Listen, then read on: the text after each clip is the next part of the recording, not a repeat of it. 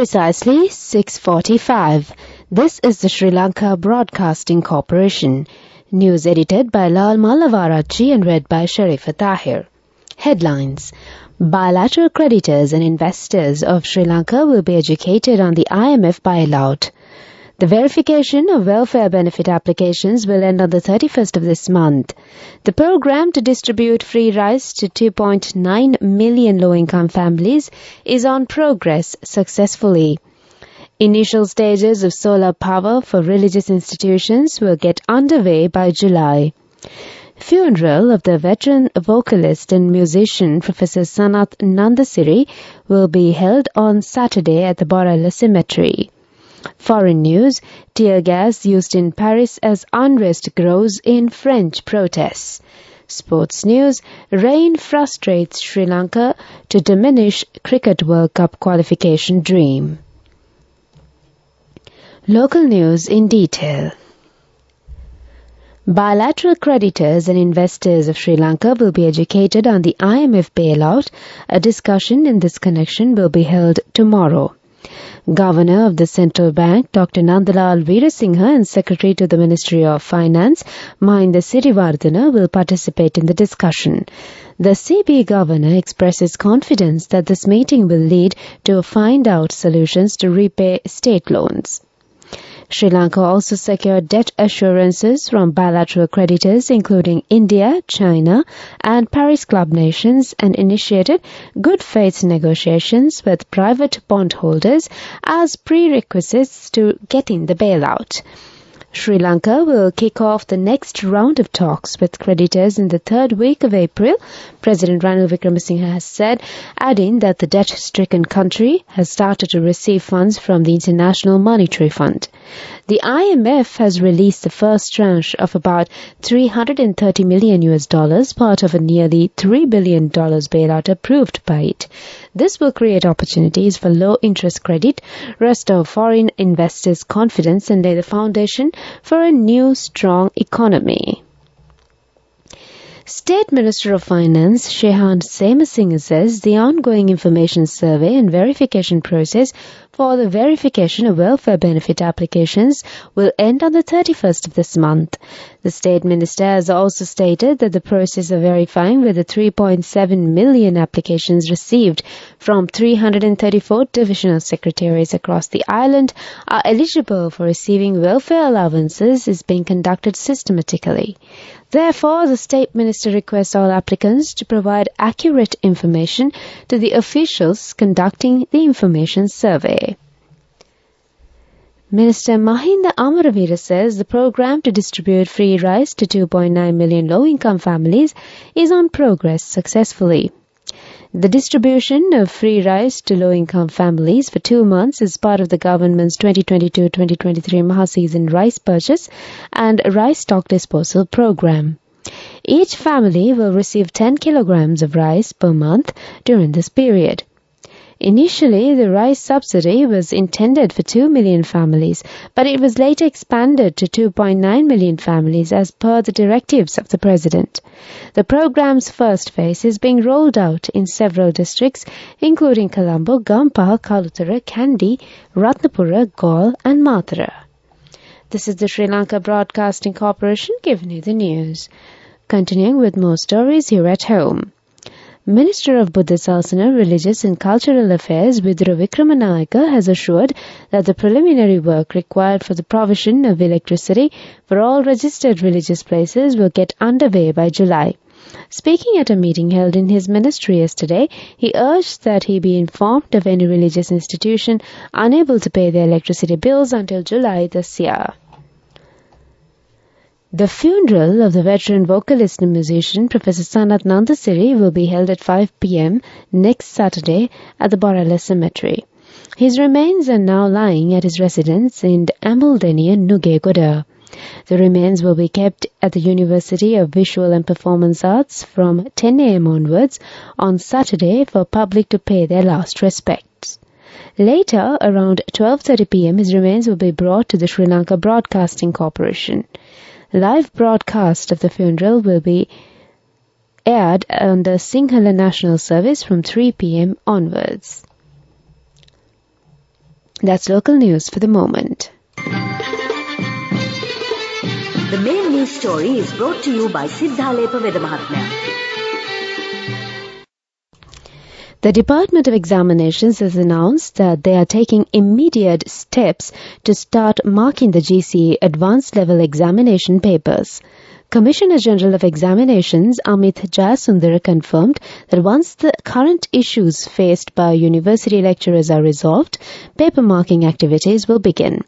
When asked if the GCE ordinary level examination will be delayed, he confirmed that arrangements are being made to hold the GCE ordinary level examination as planned. The main news story was brought to you by Siddhalepa Vedamahatmya. Watch Live is brought to you by CIB New Year Bonanza. Special gifts and vouchers available till the 10th of April. Special discounts up to 20% on bank cards. CIB, excellence in customer care. And on Watch Live, the 1990 ambulance service has floated a project to raise funds to survive amidst the economic crisis, claiming that the Treasury is unable to fully fund its operations, which may lead to the service being unsustainable in 2023. In a paper advertisement, the Board of Management of the ambulance service requested corporates and individuals to adopt an ambulance at a cost of 5 million rupees to save 1990. The advert said 1990 operates 297 ambulances covering the whole island, attending to 1,050 plus emergencies daily. Interested parties can contact 076 833 5615. CEO at 1990.lk for more information. CIB New Year Bonanza. Special gifts and vouchers available till the 10th of April. Special discounts up to 20% on bank cards. CIB, excellence in customer care. Moving on to world news headlines. Tear gas in Paris as unrest grows in French protests. At least 39 people died in a fire at a migrant center in Mexico. Amateur Australian gold digger finds massive nugget. World news in detail. Some 13,000 police officers are deployed across France on the 10th day of mass protests and strikes over controversial pension reforms. Paris police say 22 people have been arrested in the French capital during demonstrations over pension reforms. Interior Minister Gerard Darmanin said that a high number, a record for France, was justified by a major risk to public order. Union leaders are urging President Emmanuel Macron to hit pause on plans to raise the legal retirement age in France from 62 to 64. At least 39 people have died in a fire at a migrant processing center in Mexico that officials say started during a protest against deportations. Many of the victims are thought to be Venezuelans trying to reach the U.S. The fire at the center in Ciudad Juarez broke out shortly before 2200 local time. The Mexican city, located across the Rio Grande River from El Paso, Texas, has seen an influx of people in recent weeks. Finally, on world news, an Australian man armed with a budget metal detector has hit the jackpot, finding a 4.6 kilogram rock containing gold worth $160,000. The man, who doesn't want to be named, made the discovery in Victoria's gold fields, which were the heart of Australia's gold rush in the 1800s. Darren Camp, who valued and bought the specimen, said it is the biggest he's seen in his 43-year career. That's on World News. Development News. Cabinet of Ministers has approved the signing of a tri-party memorandum of understanding between Korea's Samol Andong, that's New Village Foundation, in order to develop the local rural community in the country, a statement said.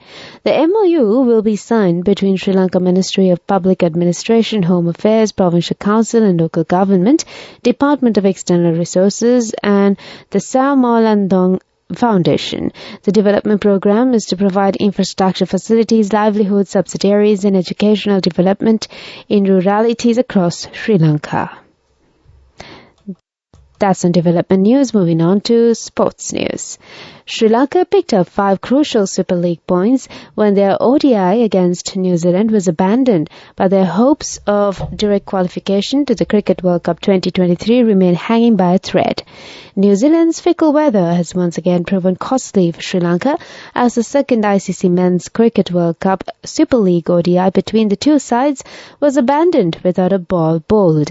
The frustrating outcome in the second ODI of the series has left Sri Lanka's direct qualification hopes for this year's ICC Men's Cricket World Cup hanging by a thread with one match to play. It meant Sri Lanka missed the chance to strengthen their claims of qualifying directly for this year's Cricket World Cup and now face the prospect of having to qualify via the qualifier tournament set to be played in Zimbabwe during June and July.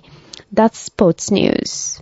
Senehase Dayada from NSB. NSB is proud to present the NSB Hapan account with a deposit of 2,000 rupees for all children born in March 2023 from NSB. Business News, sponsored by National Savings Bank, the safest place for your money. Sri Lanka's treasury bond yields were up at close yesterday and the rupee closed weaker in the spot market, dealers said. A bond was quoted at 31.20/60% on Tuesday, up from 30.75/31% on Monday.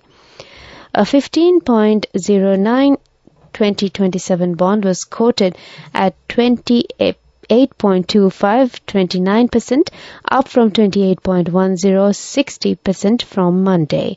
Sri Lankan rupee opened at 325-328 against the US dollar, steady from 322-325 from a day earlier. Business News, sponsored by National Savings Bank. Senehase Dayada from NSB. Commemorating International Women's Day and their 51st anniversary in March, NSB is proud to present the NSB Hapan account with a deposit of 2,000 rupees for all children born in March 2023. Enjoy a host of benefits throughout March. A tribute to motherhood and our future generation from NSB. Economic news, courtesy of LONC Finance is taking the power of innovation to the next level, winning 5 golds at the Technovation Awards 2022, leading the digital revolution with cutting-edge interbanking digital payments. LONC Finance claims the overall gold award, whilst also claiming an extraordinary victory in digital banking. On economic news, Sri Lanka will adopt a competitive bidding process for the asset sales and will shortly call for expressions of interest from transaction advisors to support the divestment program. The head of the State Enterprise Restructuring Unit, Suresh Shah, said all assets will be sold through a competitive bidding process and no unsolicited bids will be accepted. LONC Finance is taking the power of innovation to the next level, winning 5 golds at the Technovation Awards 2022, leading the digital revolution with cutting-edge interbanking digital payments. LONC Finance claims the overall gold award, whilst also claiming an extraordinary victory in digital banking. Weather Report. The Met Department says showers or thundershowers may occur at a few places in western Sabaragamu, over southern and northwestern provinces, and in Kandy, Nuwara and Mannar districts during the afternoon or night. That's the weather update. Before we wind up this bulletin of news, back to the headlines. Bilateral creditors and investors of Sri Lanka will be educated on the IMF bailout. The verification of welfare benefit applications will end on the 31st of this month. The program to distribute free rice to 2.9 million low-income families is on progress successfully. Initial stages of solar power for religious institutions will get underway by July. Funeral of the veteran vocalist and musician Professor Sanat Nandasiri will be held on Saturday at the Borala Cemetery. Foreign news, tear gas used in Paris as unrest grows in French protests. Sports, rain frustrates Sri Lanka to diminish Cricket World Cup qualification dream. With that, we conclude this bulletin of news.